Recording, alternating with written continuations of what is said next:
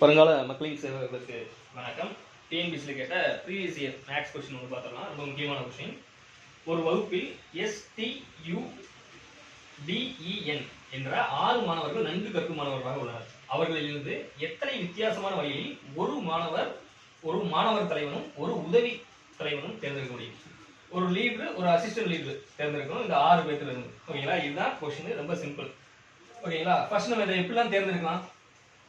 First S நான் தலைவனா எடுத்துக்கிட்டேன் அப்படின்னா நான் டி துணை தலைவனா எடுத்துக்கலாம். அடுத்து அதே எஸ் அப்படியே கான்ஸ்டன்டா வச்சுட்டு ஒவ்வொரு நேரம் கொண்டு வந்துட்டே இருக்கேன். எஸ் தலைவனா வச்சுக்கிட்டு யூ துணை தலைவனா வச்சுக்கிறேன். எஸ் தலைவனா வச்சுக்கிட்டு டி துணை தலைவனா வச்சுக்கிறேன். எஸ் தலைவனா வச்சுக்கிட்டு இ வச்சுக்கிறேன் துணை தலைவனா. எஸ் தலைவனா வச்சுக்கிட்டு என்ன வந்து நான் துணை தலைவனா வச்சுக்கிறேன். ஓகேங்களா?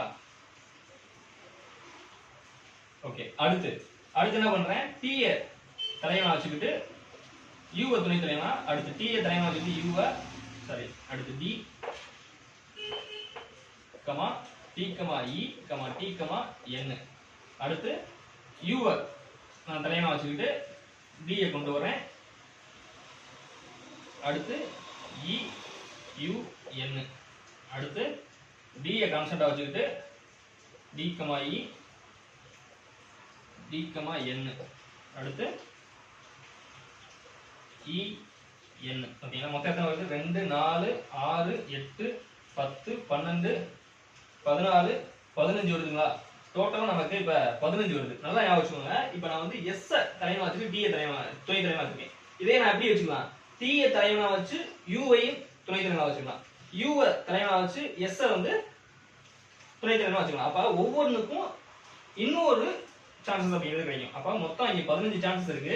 இத நான் அப்படியே இன்டர்சேஞ்ச் பண்ணி இன்னொரு 15 சான்சஸ் நான் உருவாக்க முடியும். ஓகேங்களா? அப்படியே இப்ப என்ன வந்து துணை தலைவனா வச்சுக்கல, இந்த எண்ணை நான் தலைவனா வச்சுக்கிட்டு ஈ வந்து துணை தலைவனா வச்சுக்கேன். இந்த எண்ணை தலைவனா வச்சுக்கிட்டு டி வந்து துணை தலைவனா வச்சுக்கேன். அப்படியே இன்டர்சேஞ்ச் பண்ணி எனக்கு மொத்தம் 15 + 15 மொத்தம் 30 சான்சஸ் அப்படிங்கிறது எனக்கு கிடைக்கும். அப்ப ஆப்ஷன் சி தான் இந்த क्वेश्चनக்கு சரியான ஆன்சர். இது இப்படியும் கண்டுபிடிக்கலாம்.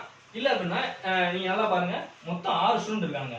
இப்ப நான் எஸ் தலைவனா வச்சுக்கிட்டு எஸ் தலைவனா வச்சு ரிமைனிங் 5 பேர் இருக்காங்கல்ல, ரிமைனிங் 5 பேரை இந்த எஸ்க்கு வந்து துணை தலைவனா வச்சு மொத்தம் போடுறேன். அப்ப மொத்தம் ஒரு ஆளுக்கு 5 சான்சஸ் அப்படிங்கிறது கிடைக்கும். ஒரு ஆளுக்கு இப்ப எஸ்க்கு 5 சான்சஸ் கிடைக்கும், டிக்கு 5 சான்சஸ் கிடைக்கும், யூக்கு 5 சான்சஸ் இருக்கும், டிக்கு வந்து 5 வாய்ப்பு இருக்கும். அப்ப மொத்தமா எத்தனை பேர் இருக்கான்? 6 பேர் இருக்கான். அப்ப 6 × 5, ஒரு ஆளுக்கு 5 சான்ஸ், 6 பேருக்கு 5 சான்ஸ் அப்படின்னா 6 30 ஆன்சர் 30 அப்படின்னு சொல்லி ஆன்சர் பண்ணலாம்.